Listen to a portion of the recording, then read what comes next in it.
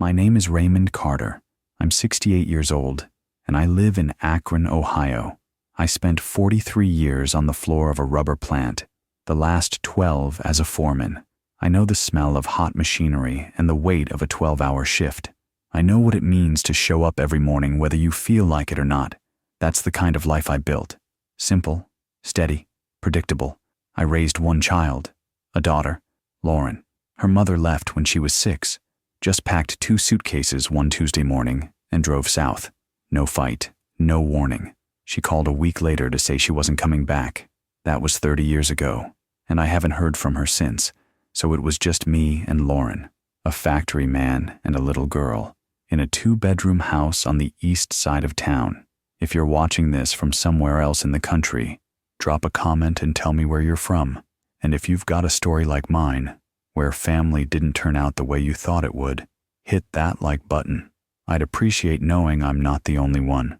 I never remarried, never even dated much. I worked, I came home, I made dinner, I helped with homework at the kitchen table. I drove her to softball practice and sat in the bleachers every Saturday. I wasn't perfect, but I was there. Lauren grew up sharp. She got good grades, went to college on a partial scholarship I helped fill in, and landed a marketing job in Cleveland.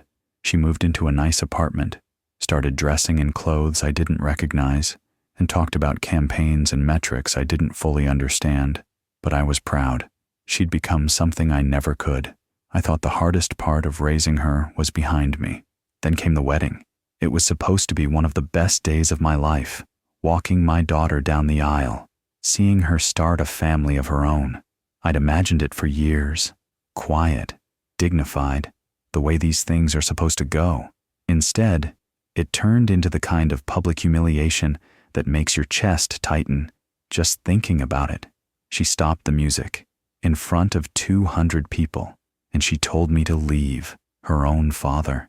I won't sugarcoat it. Standing there in that silence, feeling every pair of eyes on me, was one of the lowest moments of my life. The kind of moment that makes you question every decision you ever made. But here's the thing. The groom walked out with me. Ryan didn't say a word to anyone. He just took off his boutonniere, set it on a table, and followed me out the door. That's the story I'm going to tell you. Not because I'm angry, I'm past that now, but because I think it says something about character, about who people really are when the moment demands it. Before I go any further, do me a favor and subscribe to the channel. Stories like this don't always get told, and I think they should. So let me take you back to the beginning, to the years before that wedding, to the quiet life we built together, and how it all started to crack. Folks said a factory man couldn't raise a little girl right, but I figured love and showing up every day was enough. When Lauren's mother left, I didn't have time to fall apart. Lauren was 6 years old. She needed breakfast, clean clothes, and someone to walk her to the bus stop. So that's what I did. I worked swing shifts at the plant, sometimes days, sometimes nights, depending on production. I'd come home smelling like rubber and oil, and she'd be sitting at the table with her coloring books. I'd wash up, make us spaghetti or grilled cheese, and we'd eat together. I wasn't good at braiding hair. I burned more than a few batches of cookies, but I learned. I learned how to pack a lunch she'd actually eat. I learned which cartoons she liked and which ones gave her nightmares. I learned to recognize when she was quiet, because she was tired, and when she was quiet, because something was wrong. When she was 8, she wanted to play softball. I signed her up, bought her a glove that was too big, and volunteered to coach. I didn't know much about softball, but I knew about showing up and not quitting. That seemed like enough. We practiced in the backyard every evening after dinner. I'd pitch underhand while she swung at air more often than not, but she got better. By the end of that first season, she was hitting line drives into the neighbor's fence. I never missed a game, not one. I worked overtime when I could, saved what I didn't spend, and made sure she had what she needed. Birthday parties, school supplies, a used car when she turned 16. I didn't talk to her much about her mother. What was there to say? She was gone. We were here. That was the reality. Lauren didn't ask many questions. Maybe she understood, even as a kid, that some things don't have good answers. She grew up independent, smart, a little distant, maybe, but I figured that was normal. Teenagers pull away. That's what they do. Looking back, I wonder if losing her mother so young made her build walls I couldn't see. She never seemed to need much from anyone. Not comfort, not advice, just resources, money for school trips, help with tuition, practical things. When she graduated high school, I drove her to Cleveland for her freshman orientation, helped her move into the dorm. She hugged me in the parking lot and said, "Thanks, Dad. That was enough for me." She came home less and less after that. Holidays mostly, a weekend here and there. She was building her own life, and I was proud of that. I didn't want her to feel obligated. After college, she got a marketing job. I started dating, moved into a nicer place. She'd call every few weeks, tell me about work, about the city. I'd listen and tell her I was glad things were going well. I never asked for gratitude. I never kept a tally of what I'd done or what I'd given up. I raised her because she was my daughter. That's what fathers do. But I won't lie. There were moments when I wished she'd say it mattered, that she noticed, that she remembered. Then she called one Sunday afternoon and said she was bringing someone home, a man she wanted me to meet. His name was Ryan. The first time Ryan sat at my kitchen table, I knew he was the kind of man who'd fix a problem instead of complaining about it. He showed up on time, shook my hand with a firm grip, and looked me in the eye when he introduced himself. He wore a button-down shirt and jeans, nothing fancy, and he didn't try too hard to impress me. Lauren seemed lighter when he was around. She smiled more, laughed easier. Ryan was an engineer, worked for a firm that designed HVAC systems for commercial buildings. He talked about load calculations and ductwork the way I used to talk about production schedules. I liked that. He had a trade, a skill, something solid. Over dinner, I asked him the usual questions: where he grew up, what his family was like, what his plans were. He answered everything straight, no dodging, no vague answers. He grew up in Columbus. His parents were still married. He had one sister. He'd gone to Ohio State on loans and had been paying them down for 5 years. After dinner, Lauren went inside to make coffee, and Ryan helped me carry plates to the sink. I told him we could finish up in the garage if he wanted. He nodded and followed me out. I had a workbench out there, a mini fridge stocked with beer. I handed him one and leaned against the bench. "How much are you still carrying?" I asked. He looked surprised. "On the loans?" "Yeah, about 52,000. I've been chipping away at it, but the interest keeps it heavy. Looking at another 8 years, maybe more. Why haven't you two gotten engaged yet?" He gave a small smile. "Lauren tell you that?" "She didn't have to." He took a sip of his beer, then set it down. "I want to marry her, but I don't want to start that life buried under debt. Doesn't feel right. Can't buy a house, can't plan for kids, not with that hanging over us." I respected that. A lot of young people today would have shrugged it off, figured they'd deal with it later. Ryan wasn't like that.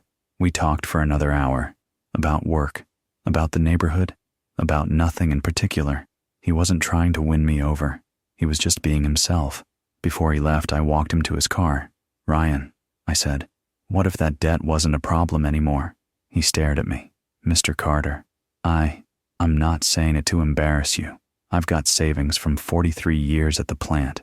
Good pension coming. No debt. That money's just sitting in a bank. If it means you and Lauren can start your life together without that weight, I'd like to help."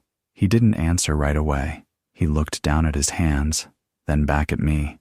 "I don't know what to say. Say you'll take care of her." "I will. I promise." We shook hands. A month later, he proposed. Lauren called me crying. Happy tears, she said, and told me they were getting married in the fall. I thought I'd done the right thing. I kept telling myself it was her day, but the price tag was starting to feel like a second mortgage. Lauren called me a week after the engagement to talk about the wedding. She had a venue in mind, a place downtown with exposed brick and big windows. She wanted a live band, not a DJ, a photographer who'd flown in clients from New York. I asked her what she thought it would all cost. She hesitated. "We're still figuring that out." I told her I'd help however I could. I'd already paid off Ryan's loans from my savings, money I'd been setting aside for decades, But I had my pension, and I could contribute what I had left. Not a fortune, but enough for a decent wedding. She thanked me, said she'd keep me updated. The updates came fast. The venue was 8,000. The band was another 4. The photographer was 3. Then there was the florist, the caterer, the cake, the invitations. Every time she called, the number climbed. I gave what I could, but about halfway through the planning, I had to tell her I'd reached my limit. I'd cleared Ryan's debt, and that had taken a big chunk. I had enough to cover maybe half of what she wanted. She went quiet on the phone. So, I have to cover the rest myself? I'm sorry, Lauren. I wish I had more. She said it was fine, but her voice had an edge I hadn't heard before. Ryan came by one Saturday to help me replace a section of fence in the backyard. We worked in silence for a while, the rhythm of hammering and measuring filling the space between us. Finally, he set down his drill and looked at me. Mr. Carter, I want to say something. I wiped the sweat off my forehead. Go ahead. I know Lauren's got big plans for this wedding, and I know it's costing a lot, more than it should. I shrugged. It's what she wants. Yeah, but... He paused. I just want you to know I didn't ask for any of this. I would have been fine with something smaller. A backyard thing even. I told her that. I believed him. What did she say?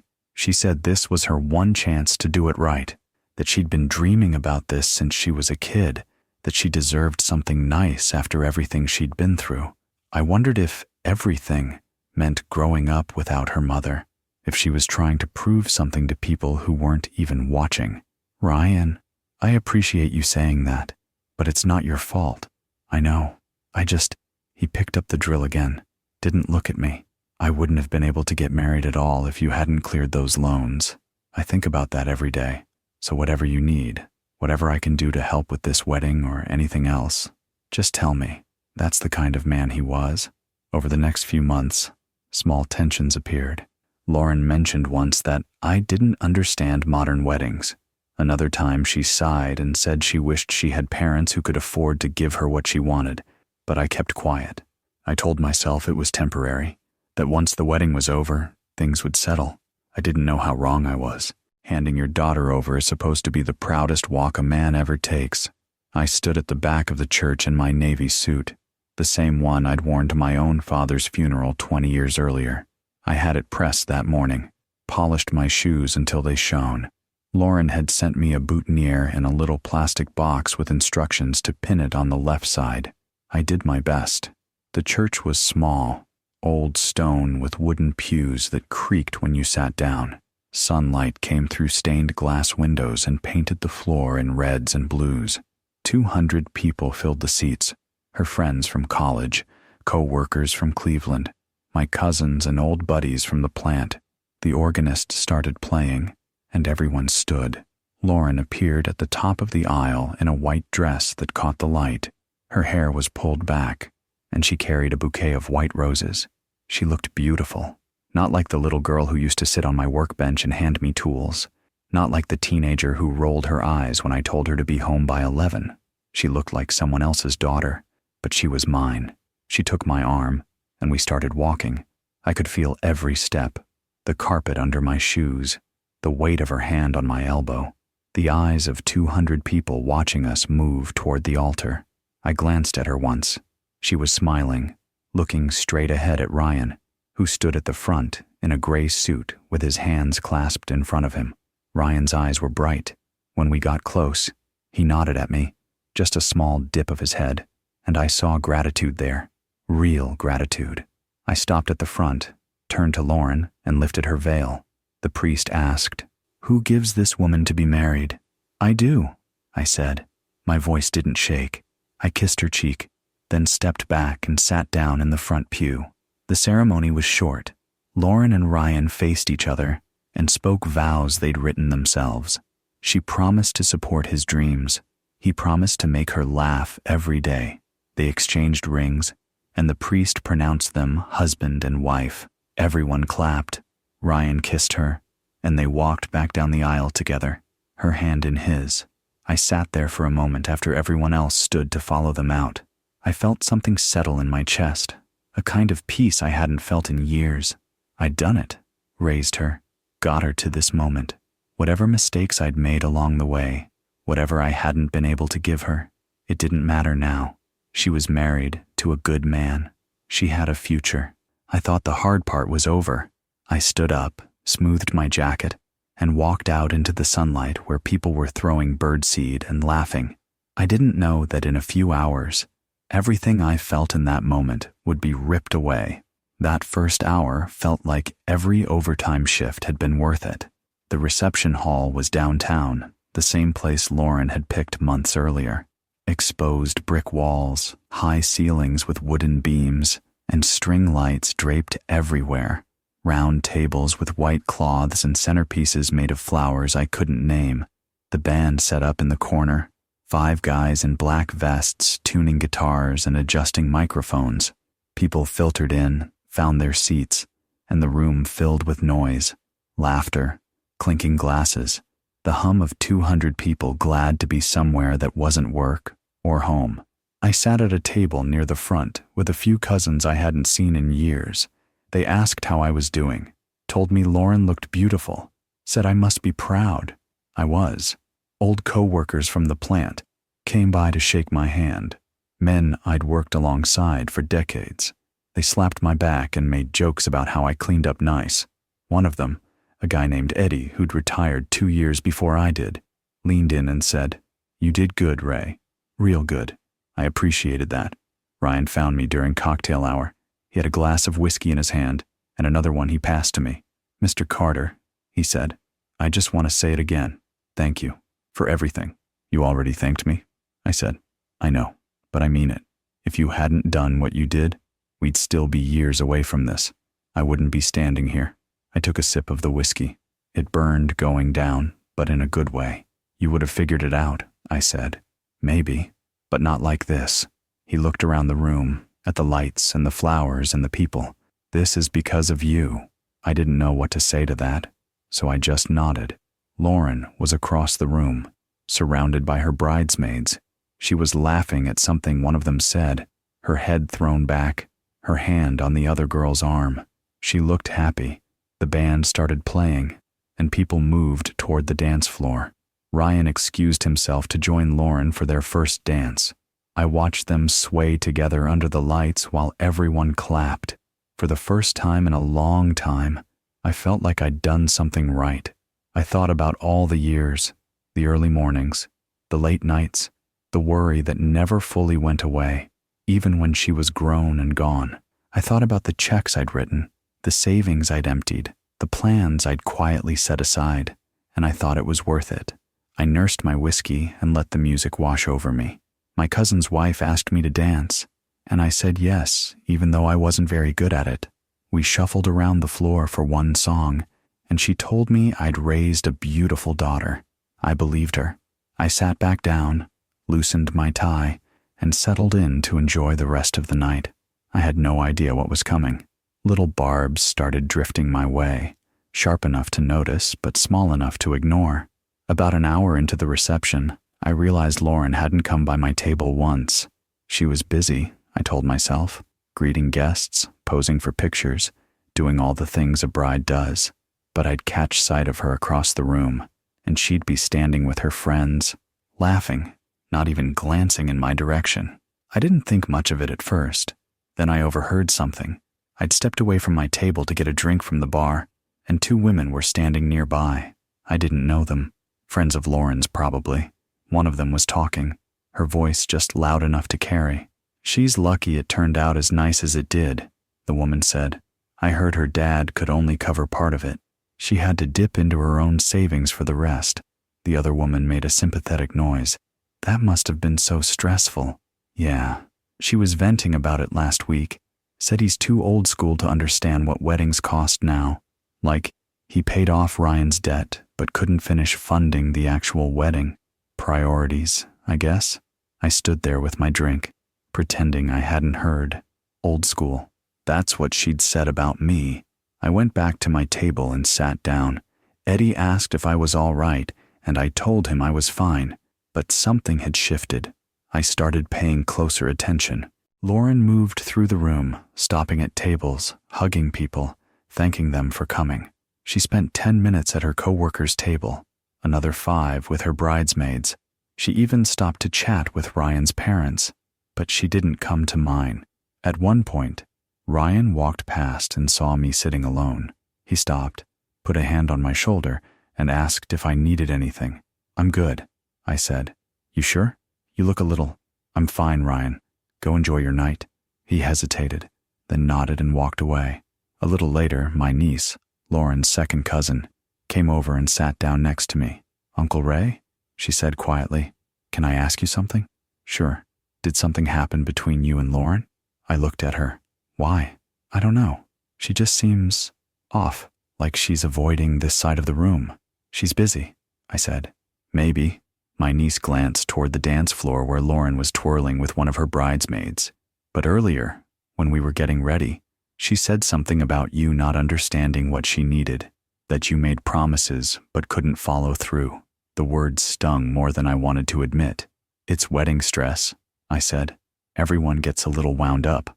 My niece didn't look convinced, but she let it go. I sat there for a while longer, watching my daughter move through the crowd like I wasn't there. I told myself I was reading too much into it, that she was overwhelmed, that tomorrow, when the dust settled, things would be fine. But a quiet ache had started in my chest, and it wasn't going away. I loosened my tie a little more and tried to focus on the music. Then everything changed. Then my daughter's voice sliced through the music like a blade. The band was midway through an upbeat song. People were dancing, drinks in hand, the whole room buzzing with energy. Then the music stopped, just cut out, mid-note, like someone had yanked the plug. The room went quiet, confused. People turned toward the stage where the band stood frozen, instruments still in hand. Lauren was standing there, holding the microphone. Her face was calm, too calm. "Excuse me, everyone," she said. Her voice rang clear through the speakers. "I need to say something." A murmur rippled through the crowd. I saw Ryan step forward from the side of the room, his face tight with confusion.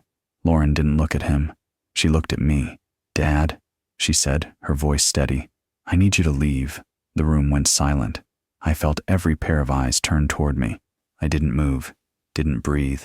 "You didn't pay enough for this wedding," she continued, her voice loud and clear, "so you don't belong here enjoying it." Someone gasped. I heard my cousin say, "Jesus Christ." Lauren raised her hand and gestured toward the door. "Security, please escort my father out." 2 men in black shirts appeared from the back of the room. They moved toward my table. I sat there, frozen. This wasn't real. It couldn't be. But the security guards were standing next to me now, waiting. I looked at Lauren. She stared back, her face expressionless. "Lauren?" I said. My voice sounded far away. "What are you doing?" "I'm doing what I should have done weeks ago," she said. "You made promises you couldn't keep. I had to cover the rest myself. So you don't get to sit here and pretend you did something special." The words hit like a fist to the chest. I glanced at Ryan. He was staring at Lauren, his face pale, his mouth open. "Lauren, stop," he said. She ignored him.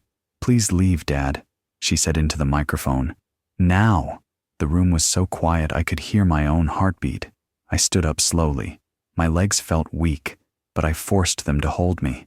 The security guards stepped closer, 1 on each side. I didn't look at anyone. Not at Eddie. Not my niece. Not at the 200 people watching me be humiliated by my own daughter. I straightened my jacket, buttoned it carefully. Then I started walking toward the door. Each step felt like it took an hour.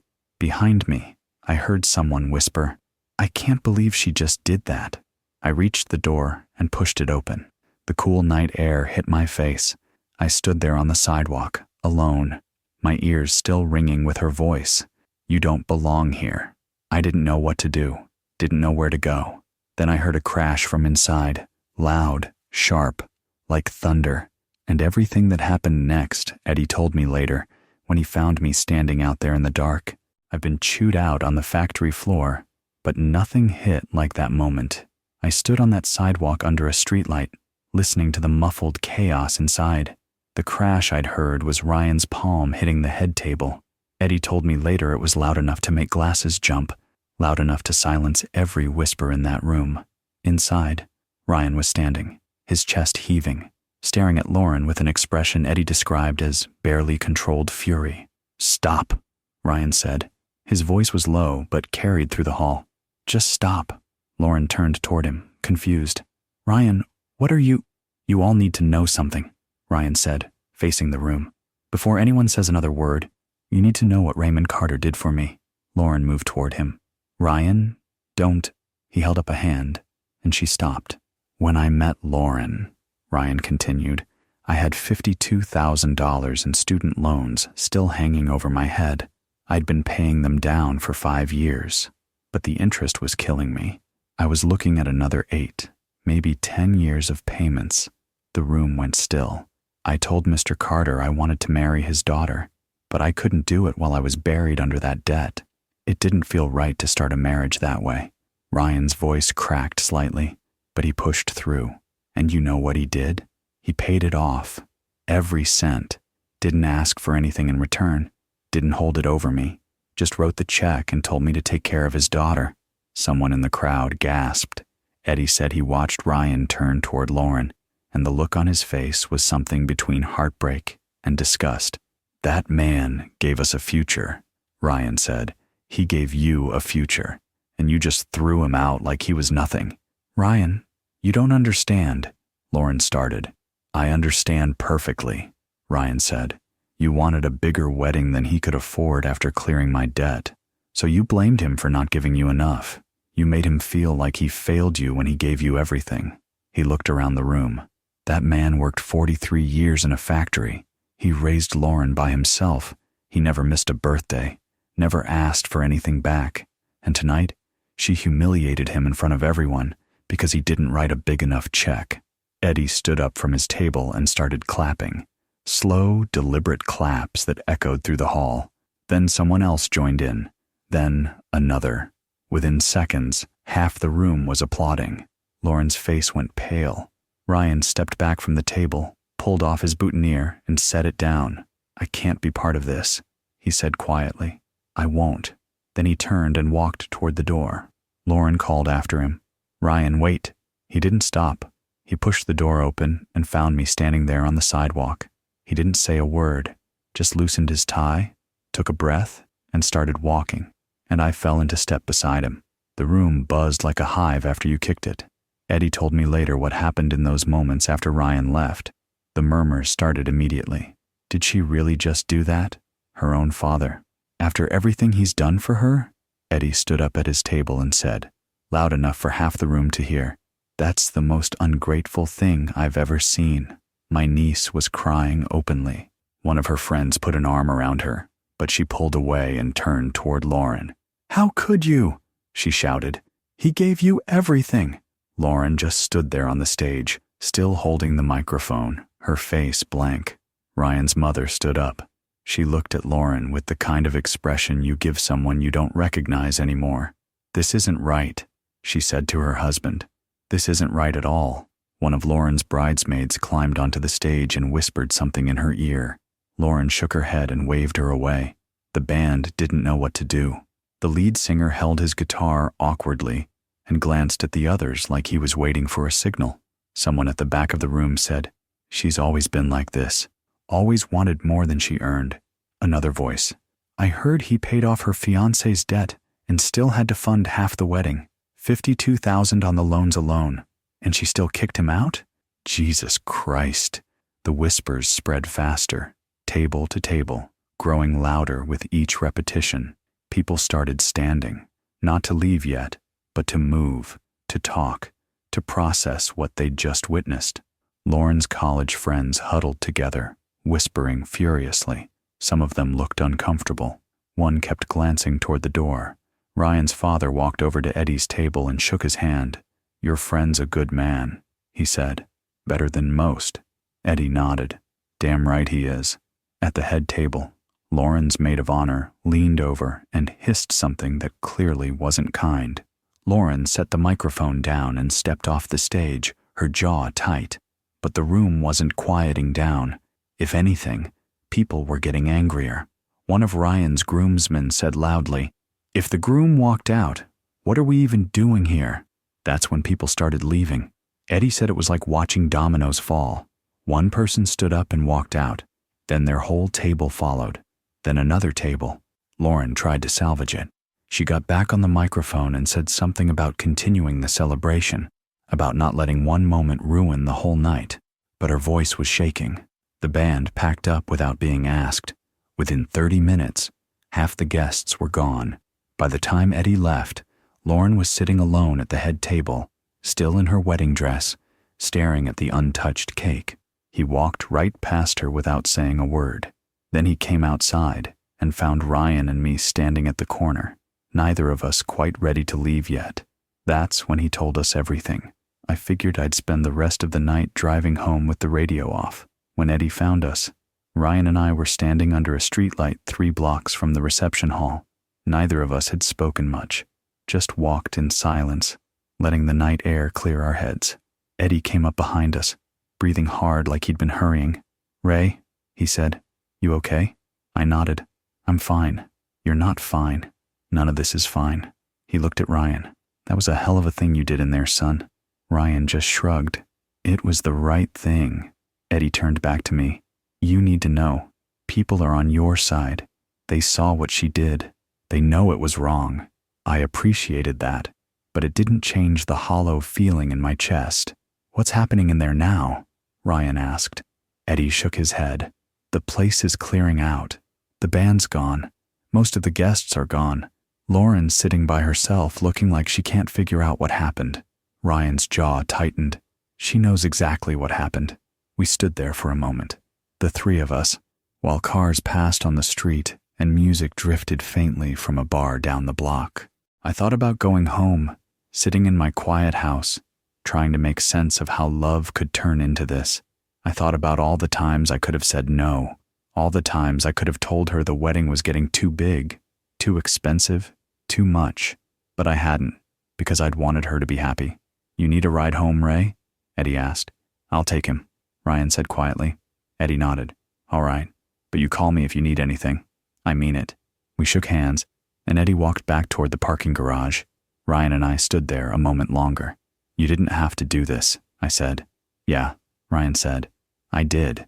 We started walking toward his car, and with each step, I felt something shift. Not relief exactly, not peace, but a kind of clarity. I'd spent years trying to be enough for Lauren, trying to give her what she wanted, trying to make up for the mother who left and the childhood that wasn't perfect. But tonight had shown me the truth. Some people don't want love. They want what love can buy, and no amount of sacrifice will ever be enough for them. We reached Ryan's car, and I looked back one last time at the reception hall. The windows were still lit. Music had started again. Probably Lauren trying to pretend everything was normal, but it wasn't normal, and it never would be again. Ryan unlocked the car, and we got in, and we left that place behind. A crack like thunder stopped everything. I want to be clear about what happened, because Eddie made sure I knew every detail. When Ryan's palm hit that table, it wasn't just loud, it was final, like a gavel coming down. The whole room froze. Ryan stood there, his hand still flat on the wood, breathing hard. Lauren had started to move toward him, but the look on his face stopped her cold. "Everyone here needs to understand something," Ryan said, his voice steady now despite the anger underneath. "Raymond Carter isn't just Lauren's father. He's the reason this wedding could happen at all." People leaned forward in their seats. "I had $52,000 in student debt," Ryan said. "It was crushing me. Every month I watched my payment barely touch the principal. I told Mr. Carter I couldn't ask Lauren to marry me while I was drowning in that debt. I couldn't start a family that way." He paused, looking around the room. He paid it off, all of it, without hesitation, without asking for anything back. He just said, "Take care of my daughter." Eddie said the room was dead silent. You could have heard a pin drop. "After he did that," Ryan continued, "he still contributed everything he could to this wedding, thousands of dollars, until his savings ran out. And when he told Lauren he couldn't give more, she resented him for it." Ryan's voice grew harder. "She resented the man who gave us a debt-free start, who sacrificed his retirement cushion so we could have a future. And tonight, She repaid him by throwing him out in front of everyone. Lauren tried to speak. You're making it sound. I'm making it sound exactly like it is. Ryan cut her off. You humiliated your father because he couldn't bankroll every upgrade and addition you wanted. You treated him like a failed investment instead of the man who raised you alone and gave you everything he had. Eddie told me Ryan reached down then and twisted his wedding band off his finger. The gold caught the light as he held it up. If Raymond isn't welcome here, Ryan said, his voice quiet now but carrying through the hall, then neither am I. He set the ring down on the table with a soft click. Lauren's face crumpled. Ryan, please. You had everything, Lauren, Ryan said. A father who loved you, a husband who respected him, and you chose this. You chose a party over people, money over family. He stepped back from the table. I hope it was worth it, he said. Then he turned and walked toward the door, while 200 people watched in stunned silence. Lauren called after him, her voice breaking, but he didn't stop, didn't hesitate, didn't look back. He pushed through the door and found me standing on the sidewalk. We didn't need words. He just stood beside me, and we started walking together into the night. Behind us, through the closed door, we could hear the room erupt, but we kept walking. Some decisions don't need discussion. You just know they're right. Ryan's words carried the weight. Mine never had to. We'd walked about half a block when Eddie caught up and told us what happened after we left. The room had erupted in raised voices, arguments, people taking sides, but most of them were taking ours. Eddie said Ryan's father stood up and addressed Lauren directly. That young man just walked away from you because you forgot what matters. I raised him better than to stay with someone who'd do what you just did. Ryan's mother was crying, not sad crying, angry crying, the kind that comes when someone you love has been wronged. My niece was still shouting at Lauren. Do you have any idea what Uncle Ray did for you? Your whole life? Lauren tried to defend herself, tried to explain that she'd been under stress, that the costs had spiraled, that I'd promised more than I could deliver. But Eddie said nobody was listening, because Ryan had already told them the truth, the whole truth, about the $52,000 in loans, about my savings, about years of quiet sacrifice. One of Lauren's college friends stood up and said, Lauren, I love you, but this is wrong. This is really wrong. Another bridesmaid gathered her things and left without saying goodbye. Lauren's boss from Cleveland, who'd flown in for the wedding, told Eddie on his way out, I've known Raymond for 20 minutes, and I know he deserved better than this. The tide had turned completely. Lauren wasn't a bride anymore. She was the villain in her own wedding story. Eddie said she tried one more time to get control, got back on the microphone and said something about how nobody understood the full situation, how relationships were complicated, how she'd had to make difficult choices, but people were already walking out. Tables emptied, the dance floor cleared, the catering staff started packing up. By the time Eddie left, Lauren was sitting alone at the head table, her wedding dress pooling around her like a collapsed parachute, staring at nothing. He said he almost felt sorry for her. Almost. But then I remembered your face when you walked past me, Eddie told me, and I stopped feeling sorry for her real quick. Ryan listened to all this without saying much, just nodded occasionally. His jaw was tight. When Eddie finished, Ryan said quietly, She made her choice. Yeah, Eddie agreed. She did. We stood there on that corner for a few more minutes, the three of us, processing what had happened. Finally, Eddie said his goodbyes and headed home. Ryan looked at me. Can I give you a ride? I nodded. We walked to his car in silence. The night had gotten cooler. Somewhere nearby, a church bell rang 10 times. I thought about Lauren sitting in that empty hall, wondered if she was crying, wondered if she understood yet what she'd lost. Probably not. Understanding takes time. And humility. Ryan unlocked his car and we got in. As he started the engine, I realized something. I wasn't angry anymore. I was just done, and that was okay. That gold band hitting the table sounded final. Ryan and I sat in his car for a moment before he started driving. Neither of us spoke. Finally, he said, I need to tell you something. All right. When I set that ring down, I meant it. I'm not going back. I'm not trying to work this out. What she did tonight, That's not something you come back from. I looked at him. You sure? That's a big decision. I'm sure. He pulled out of the parking space and headed toward my neighborhood. I've been watching her change over the past few months. Little things. The way she'd talk about money, about what she deserved, about people who didn't understand her vision. He paused at a red light. I told myself it was wedding stress, that she'd go back to normal after. But tonight showed me who she really is, and I can't be married to someone who'd do that to their own father. I appreciate that, Ryan. It's not about appreciation. It's about what's right. The light turned green. You paid off my loans. You gave me a future, and she threw you out like garbage. If I stayed with her after that, what kind of man would I be? The kind of man who understood loyalty. That's what he was. We drove through empty streets, past closed shops and darkened houses. The city looked different at night, quieter, more honest somehow. I'll file for annulment on Monday, Ryan said. It should be straightforward. Marriage wasn't consummated. Happened today. Clear grounds. She going to fight it? Probably. But I don't care. I'm done. I understood that. Once you see someone's true character, you can't unsee it. You're welcome at my place anytime, I said. You know that. I appreciate it, Mr. Carter. Call me Raymond. He smiled slightly. Raymond. We pulled into my driveway. The house was dark. I'd left that morning thinking I'd come home as the father of a married woman.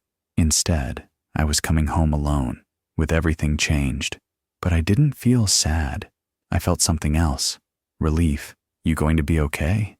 Ryan asked. Yeah, I said. I think I am. Good. He put the car in park, but didn't turn it off. I meant what I said in there. You're a good man. Better than most. You're pretty decent yourself. We shook hands. His grip was firm. Steady. I'll call you in a few days, he said. Maybe we can grab coffee. I'd like that. I got out of the car and walked to my front door. Turned back once to wave. Ryan waved back, then pulled out of the driveway. I stood there for a moment, key in hand, looking at my quiet house. Then I went inside. The kitchen was exactly as I'd left it. Coffee mug in the sink, newspaper folded on the table. Normal, steady, mine. I poured myself 2 fingers of whiskey and sat down, and for the first time in months, my mind was quiet. We left that hall the way real men should, together.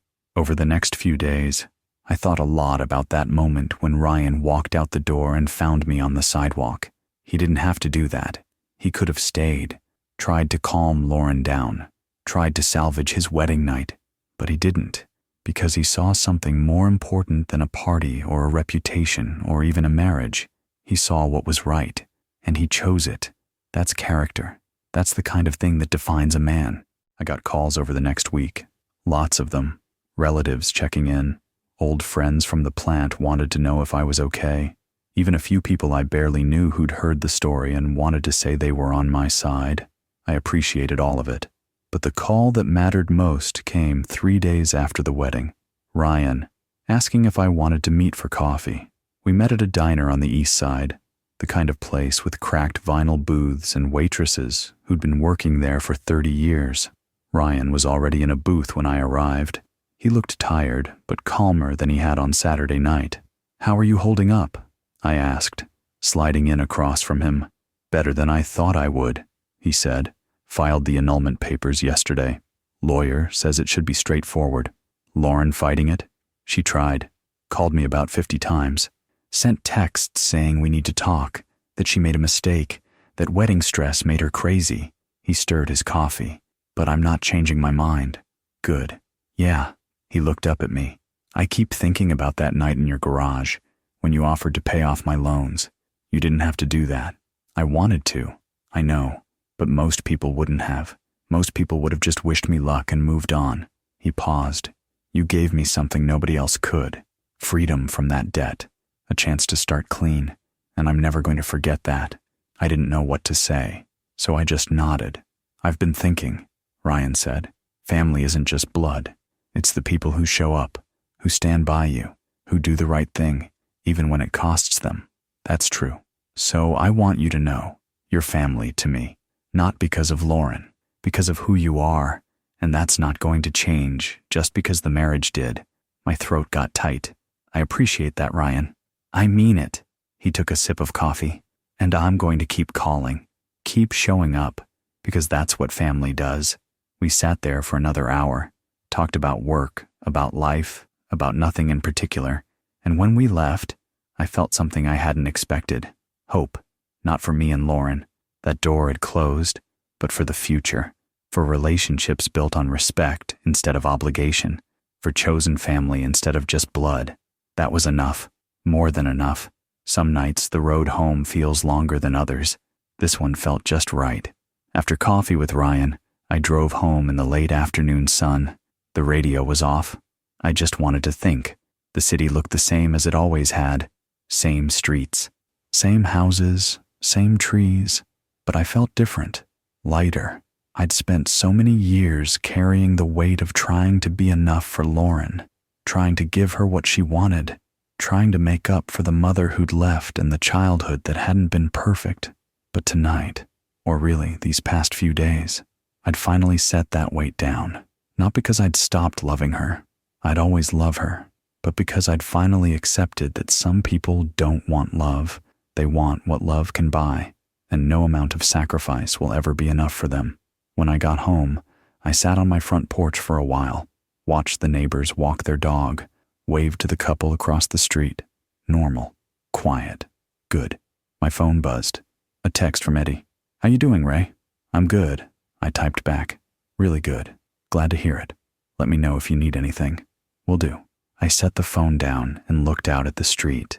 20 years ago, if someone had told me I'd end up here, sitting alone at 68, estranged from my daughter on what should have been one of the happiest days of my life, I would have been devastated.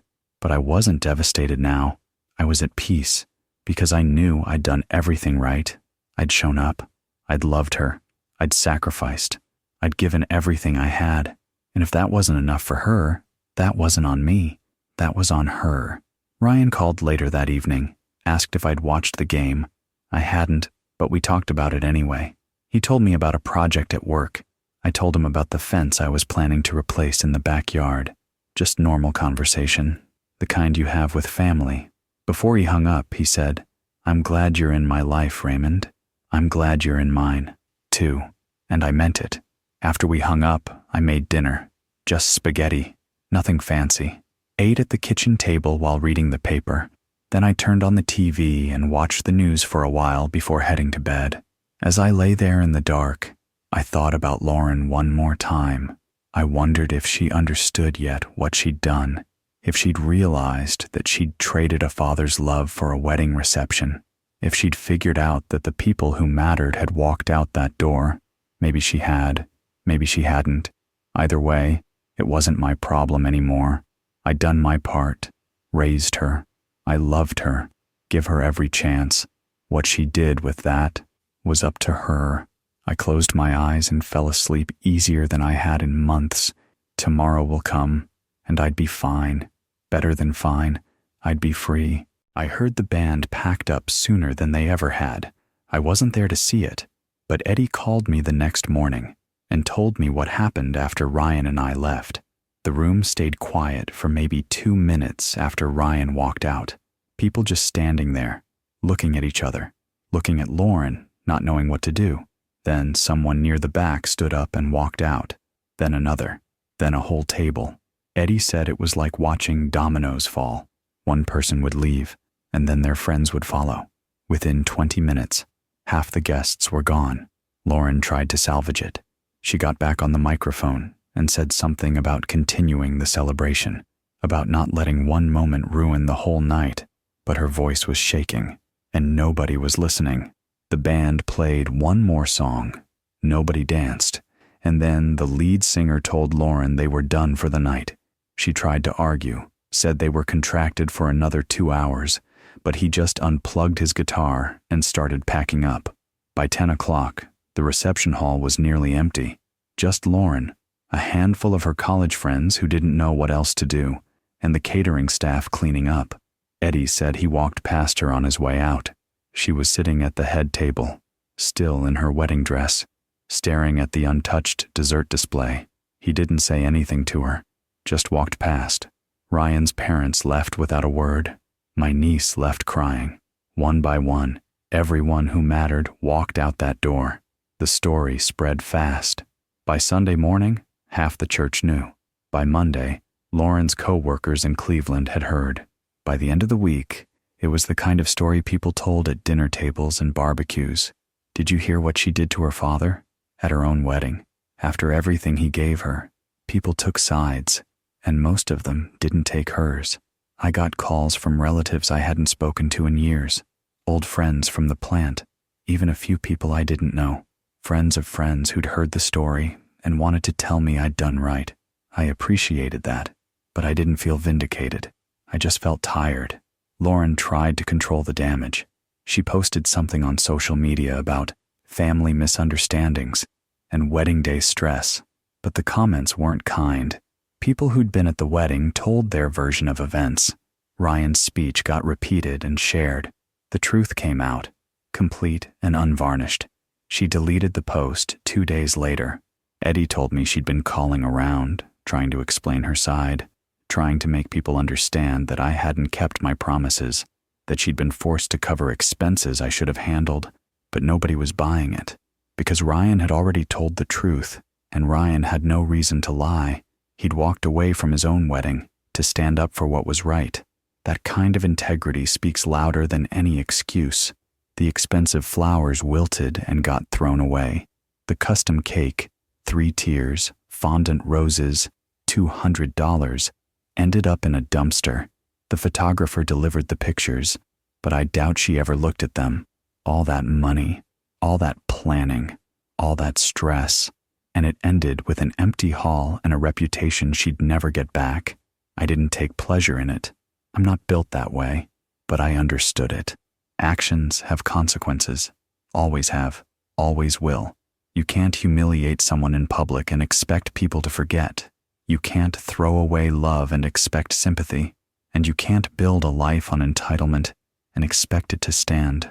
Lauren learned that the hard way. Some things can't be fixed with a text message. Lauren didn't call for 3 weeks. Then one Tuesday afternoon, my phone buzzed with a text. "Dad, I'm sorry. I was stressed and overwhelmed. I didn't mean it the way it came out. I stared at it for a long time. Didn't mean it the way it came out. Like the words had just slipped out. Like she'd tripped over her own tongue and accidentally told me to leave." I set the phone down and didn't respond right away. 2 days later, another text. "Can we talk?" I thought about it, really thought about it, but I couldn't see the point. She wasn't sorry for what she'd done. She was sorry it had blown up in her face. There's a difference. Finally, I sent one message back. "Lauren, I love you. I always will. But what you did wasn't about wedding stress. It was about who you've become. I hope you figure that out someday. When you do, I'll be here." She didn't respond for a week. Then, "You're being unfair." I didn't reply to that one. Ryan filed for annulment the Monday after the wedding, just like he'd said he would. He told me over coffee a few weeks later that Lauren had tried to fight it, said they could work through it, that it was just one bad moment, that he was overreacting. But Ryan held firm. "It wasn't one moment," he told me. "It was a pattern I didn't want to see. The entitlement, the way she talked about money, the way she treated you those last few months. I just kept making excuses for her. We were sitting in that same diner, coffee going cold in front of us. Did the annulment go through?" I asked. "Yeah, finalized last week. She delayed it as long as she could, but there wasn't much she could do. We never even left the reception together. Pretty clear grounds."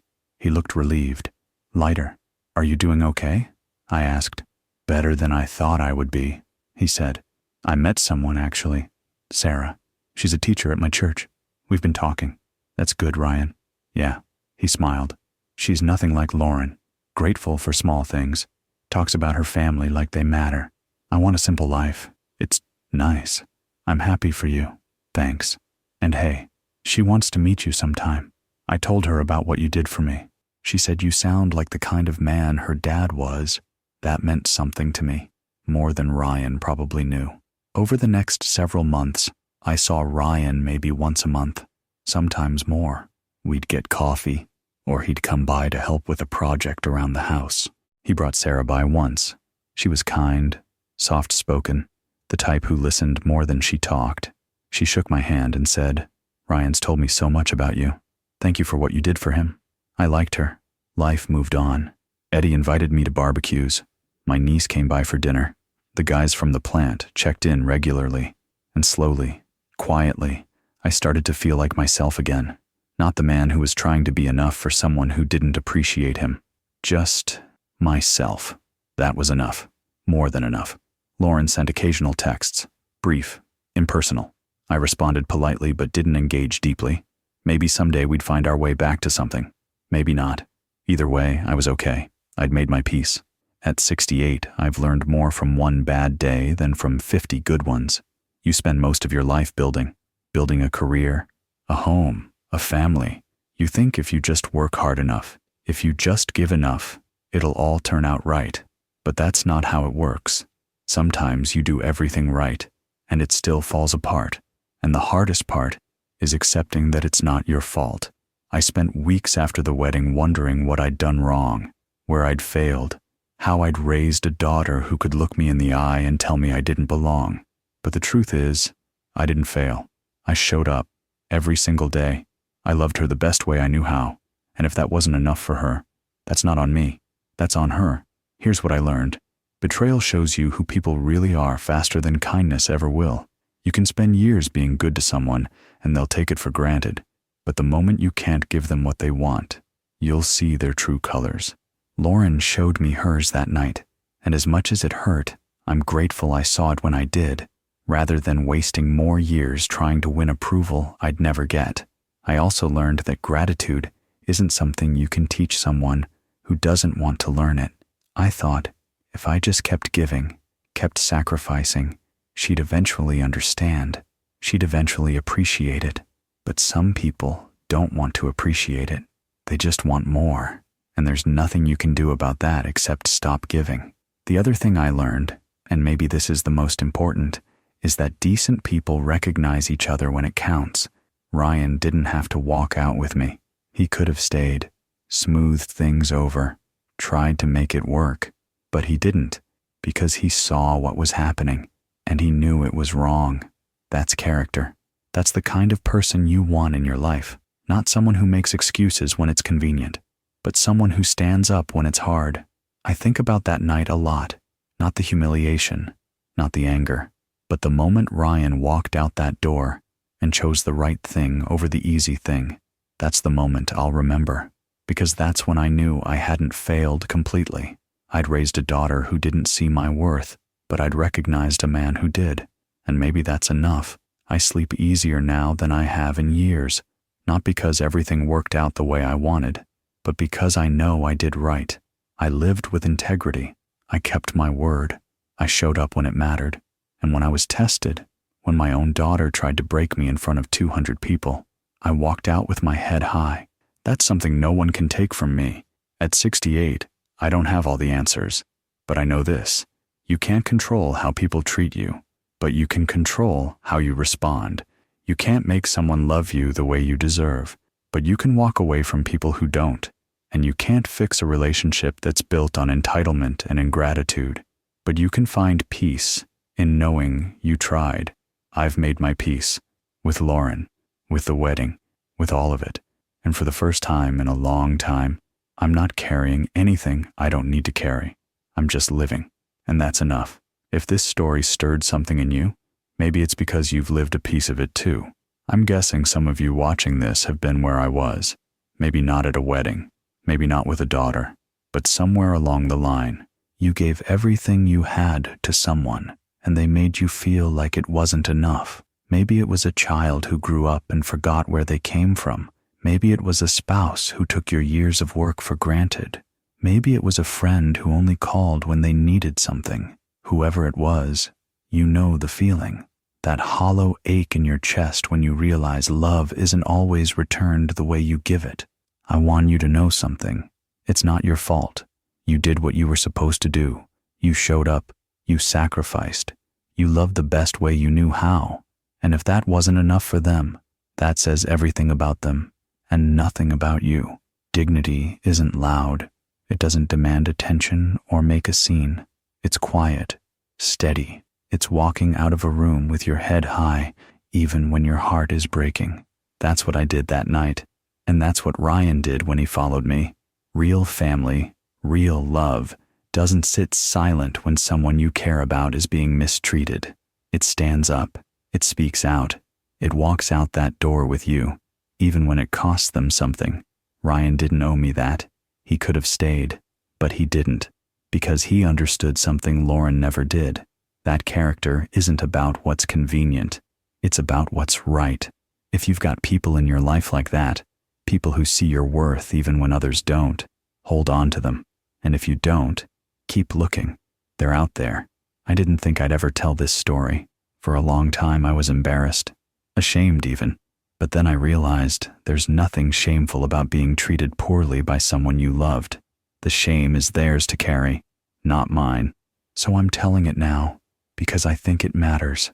I think stories like this need to be told, not because I want sympathy, not because I'm angry, but because I know there are men out there, good men, decent men, who are carrying the weight of someone else's ingratitude, and I want them to know they're not alone. You did enough. You were enough. And if they couldn't see it, that's their loss. Before I go, I want to thank you for watching, for listening, for letting an old man from Akron tell you about the hardest night of his life. If this story meant something to you, I'd appreciate it if you'd leave a comment. Tell me where you're from. Tell me if you've been through something similar. I'd like to know. And if you haven't already, hit that subscribe button.